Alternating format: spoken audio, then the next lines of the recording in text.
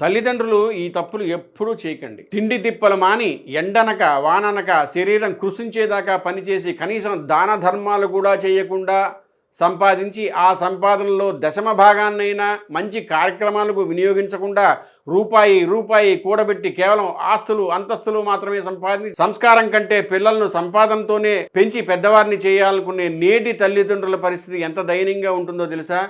పిల్లల మీద ప్రేమతో ఆస్తులు సంపాదించి తల్లిదండ్రులు వారి చివరి దశలో మిగిల్చుకోకుండా వాళ్ళ ఆస్తిని ముందే పిల్లలకి ఇచ్చేస్తే ఆ తరువాత తల్లిదండ్రుల రోడ్డు మీద పడ్డ సంఘటనలు చాలా ఉన్నాయి. అందుకే పిల్లలకి సంపాదనతో పాటుగా సంస్కారం ఉగ్గుపాలతో నేర్పించాలి. అందుకే తండ్రి ఆరోగ్యంగా ఉంటూనే ఆస్తి విషయంలో అంతిమ దశ వరకు ఎప్పుడు అప్రమత్తంగానే ఉండాలి. ఇది తెలియక చాలామంది తల్లిదండ్రులు పెద్ద తప్పే చేస్తున్నారు. ఇంకొక ముఖ్యమైన విషయం ఏంటంటే, కొంతైనా దాన ధర్మాలు చేస్తూ ఒక్కరోజు పుణ్యం సంపాదించుకుంటూనే ఆస్తిని కూడా కాపాడుకోగలగాలి.